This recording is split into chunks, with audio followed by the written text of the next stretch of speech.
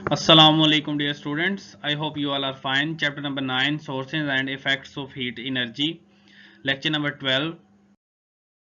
Today the outline of this lecture is thermal expansion and contraction of solids. और बेटा आप इसके अंदर पढ़ेंगे बायोमेटालिक स्ट्रिप, उसके बाद thermal applications of thermal expansion and contraction of solids. इसमें बेटा आप पढ़ेंगे riveting.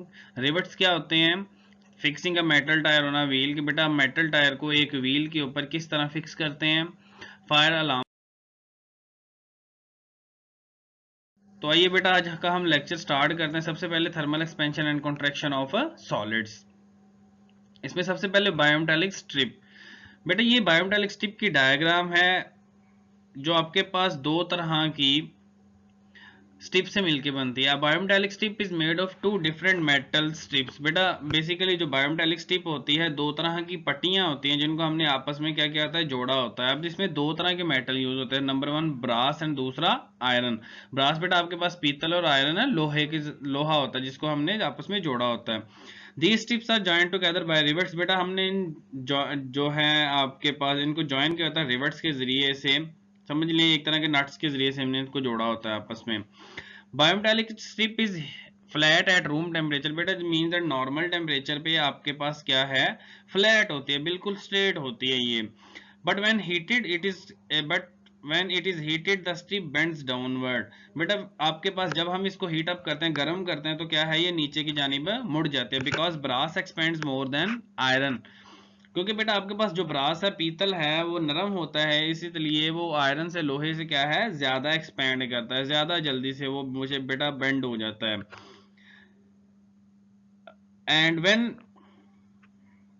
Cooling brass but on cooling brass also contract more than iron. बेटा जब हम इसको कूल डाउन करते हैं, हीट करने के बाद जब हम इसको कूल डाउन करते हैं तो दोबारा ये स्ट्रेट हो जाती है, क्योंकि जो बेटा जो ब्रास है वो आपके पास जैसे ही आयरन से ज्यादा जितना सुकड़ता है उतना ही बेटा एक्सपैंड भी करता है। मीन दैट जितना वो एक्सपैंड करता है आयरन से उतना ही ज्यादा वो सुकड़ता भी है। तो इसी तरह हीट करने पे बेंड हो जाती है और कूल करने पे दोबारा अपनी हालत में वापस आ जाती है। नेक्स्ट बेटा आपके पास applications of thermal expansion and contraction of solids. Number 1 है इसमें रिवेटिंग। बेटा rivets are used to join two or more metal plates together. बेटा ये आपके पास हम क्या है, जो रिवेट्स हैं, दो तरह की मेटल प्लेट्स को, पट्टियों को आपस में जोड़ने के लिए हम क्या यूज करते हैं, रिवेट्स यूज करते हैं।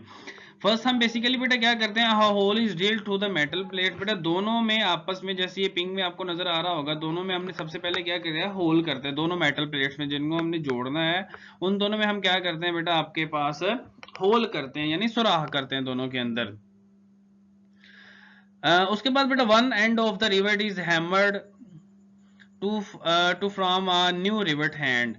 When cool the rivet will contract and bend the metal plate tightly together. बेटा ये आपके पास क्या होता है, जब हम क्या करते हैं, एक तरह में इसकी बेटा कैप बनी होती है और इन दोनों के दरमियान में गैप होता है। जब हम इन होल्स को आपस में बेटा मिला देते हैं और दूसरी तरफ हम क्या करते हैं, हैमर के जरिए से, हथौड़े के जरिए से इसके ऊपर जर्ब लगाते हैं, तो इसी तरह आपके पास दूसरी तरफ भी इसकी क्या बन जाती है, कैप बन जाती है। सबसे पहले बेटा ये सारा काम क्या किया इस किस में होता है कि जो रिवर्स हैं और ये जो मेटल प्लेट्स हैं हमने बेटा हीट अप की होती है, गर्म की होती है, गर्म करने से नरम हो जाते हैं और एक्सपैंड हो जाते हैं। इसी तरह जो रिवर्स है इजीली क्या है बेटा, उसमें फिट हो जाता है।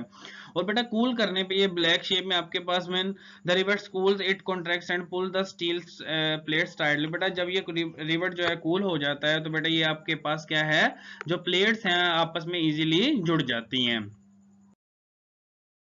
नेक्स्ट बेटा आपके पास है fixing a metal tyre on a wheel. The cool metal tire is slightly smaller than the wooden wheel so that the metal tire cannot be fitted on a wheel। बेटा अक्सर आपने देखा होगा कि हम देखते हैं कि जो गधा गाड़ी है, घोड़ा गाड़ी है, उसमें आपके पास जो उसके टायर लगे होते हैं, हमें ऐसे लगता है कि वो लकड़ी के होते हैं, मगर वो लकड़ी के नहीं होते हैं। हमने लकड़ी के टायर के ऊपर एक लोहे का टायर भी चढ़ाया होता है। इसी तरह बेटा जो लकड़ी का टायर है वो आपके पास स्मॉलर होता है, आपका जो मेटल टायर है, और उसके ऊपर बेटा फिट नहीं कर सकते हैं हम।